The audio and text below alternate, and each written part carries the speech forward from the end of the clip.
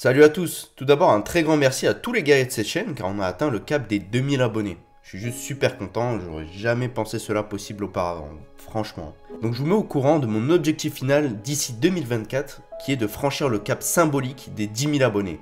C'est un grand chiffre, un grand objectif, mais je pense qu'avec la communauté de guerriers de l'espace que j'ai, cet objectif sera réalisable.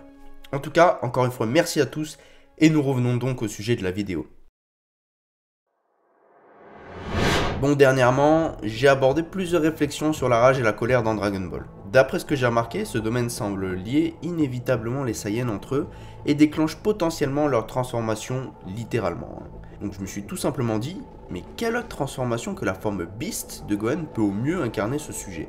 Et franchement, je n'ai pas trouvé. Cette forme nous cache encore beaucoup de secrets en plus, et par ailleurs, on ne s'est pas encore questionné suffisamment quant à son origine. C'est pourquoi aujourd'hui j'ai décidé de continuer mon concept de secret et théorie sur une transformation dans Dragon Ball, en abordant cette fois-ci l'origine de la puissance de Gohan Beast.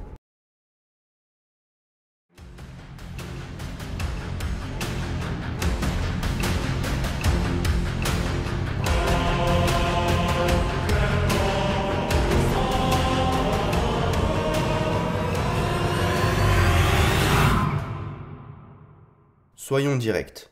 D'où vient la puissance de Gohan Beast? Pour moi, on n'a pas à chercher très loin, seulement deux grandes réflexions se profilent. Première idée, c'est tout facilement une continuité, un prolongement de sa forme ultime, donc son potentiel uniquement, et donc aucun lien avec la colère. Ce qui n'explique pas vraiment l'appellation Beast et sauvage, et allons carrément même dire que ce n'est pas en adéquation avec comment cette forme a été promue auprès du public. Soit, c'est plutôt un prolongement plutôt du SSJ qui se trouve cette fois-ci évolué, disons un peu à la manière d'un Broly qui possède son propre SSJ. Ce qui est intéressant car tout comme Broly, Gohan peut être considéré à différents égards comme une anomalie génétique. Une bonne réflexion, mais encore une fois, ça sonne trop creux et ça manque de consistance, étant donné que la transformation nous est vendue depuis le début d'une manière originale et se détachant de la continuité des formes plus classiques.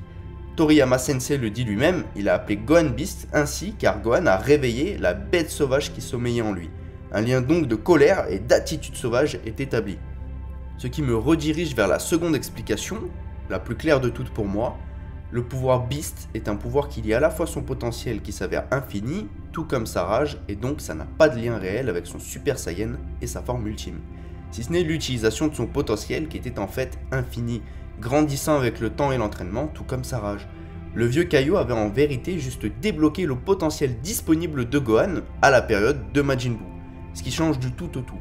Il n'a finalement pas seulement pu obtenir un gain de force à l'époque, mais surtout un lien direct en connexion avec sa pleine force qui lui a permis au mieux d'exploiter son potentiel et sa colère par la suite. Et ce, sans qu'il s'en rende réellement compte. Pour le côté rage et colère, je vais expliquer la nuance de cette énergie. Dans Dragon Ball Super Broly, on voit que le personnage de Broly peut augmenter sa force au fur et à mesure grâce à son potentiel infini, mais aussi sa colère. Finalement, ce qui me fait dire que Gohan et Broly se ressemblent tous deux plus qu'on le croit. Et pour en revenir à tout à l'heure, les deux semblent être des sortes d'anomalies chez les Saiyans, car de base la colère n'est pas une énergie, mais une sorte d'élément déclencheur ou de simple boost. En soi, pas de lien avec le potentiel. Et des exemples comme ça, il y en a à l'appel, comme la première transformation de Goku ou Vegeta en Super Saiyan. Par contre, depuis toujours chez Gohan, on observe un lien de cause à effet entre colère, pouvoir et potentiel.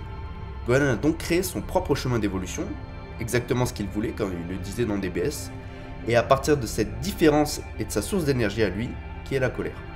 Très intéressant tout ça je trouve. J'aimerais bien voir Gohan pouvoir exploiter pleinement sa colère pour finalement arriver à nous sortir une forme encore au-dessus du Beast, qui serait un contrôle total sur cette énergie, sans se laisser distraire par l'arrogance ou la colère, qui peut s'avérer devenir un frein sur le long terme, comme on a vu avec Broly par exemple. Si cette théorie se confirme, alors une forme au-dessus du Beast est plus qu'envisageable et ferait sens pour une fois dans Dragon Ball Super, ça sortirait pas de nulle part. Imaginons du coup une forme plus contrôlée, avec des yeux moins agressifs, moins rouges et une chevelure un peu moins dense. Dites-moi ce que vous en pensez en commentaire, personnellement j'en suis arrivé à cette conclusion et je pense que ça fait sens et que ça a de la logique, mais bon, Dragon Ball Super n'est jamais réellement logique. Et voilà, c'était tout pour cette vidéo théorie sur Gohan Beast, j'espère qu'elle vous a plu. Si c'est le cas, n'hésite pas à m'exprimer ton soutien avec un like ou abonnement, ou même en mettant un petit commentaire qui peut permettre d'améliorer le référencement de la chaîne et de faire atteindre le cap des 10 000 abonnés, qui sait. Sur ce, prenez soin de vous les amis, et à la prochaine. Ciao.